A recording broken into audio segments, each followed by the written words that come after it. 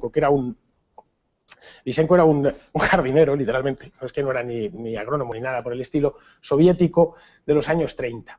Bien, este creó lo que él denominó la biología proletaria, ¿vale?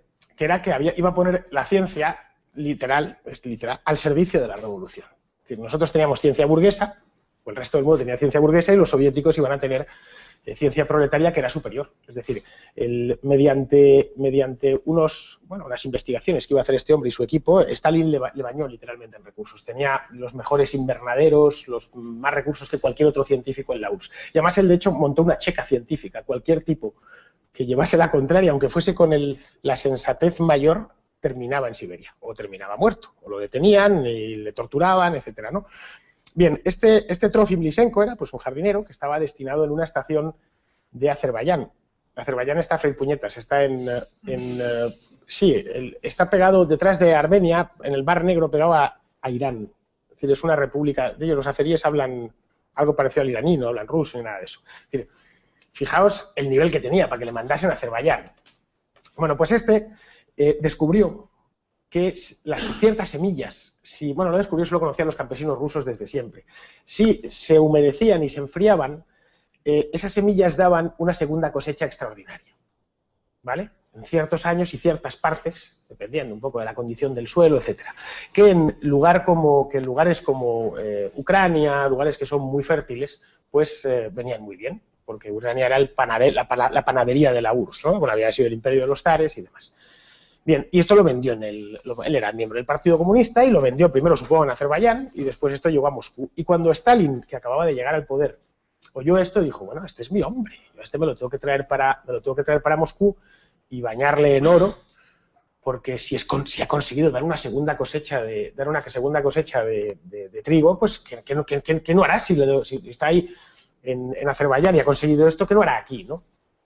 Se lo trajo a Moscú y le dio todos los recursos posibles, y entonces empezó a inventar.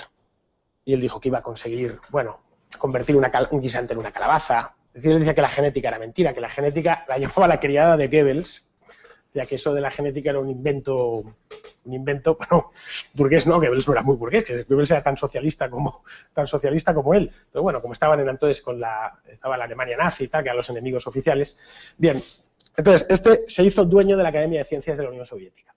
Llegó a hacer disparates como fusionar la genética, la citología, la agronomía, toda la teoría de la evolución, etcétera, ¿no? Y a todo el que le llevaba la contraria lo pasaba a cuchillo, o mandaba que lo pasasen a cuchillo, ¿no? Se le llegó a llamar lysenkoísmo, a su nueva ciencia. Era una disparatada, ¿no? Él llegó al extremo que cuando no le interesaba algo lo prohibía por ley.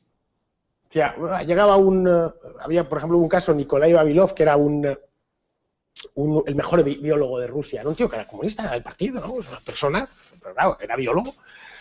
Pues a le acusó de espía británico y de saboteador, y a Vavilov le cortaron el cuello, claro.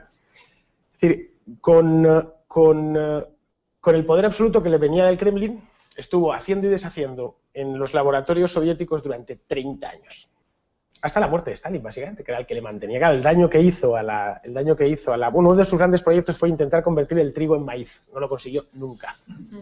Jamás. De hecho, él como tenía tantos recursos, podía disponer de la mano de obra que quisiese. Claro, lo que los agrónomos de cualquier otra parte del mundo no tenían. Él decía, necesito 200.000 agricultores en mitad de la estepa para que vamos allá a hacer unas pruebas. Y tenía 200.000 agricultores en mitad de la estepa. Luego los agricultores, pues Dios sabe, se morirían de hambre o lo que fuese, ¿no?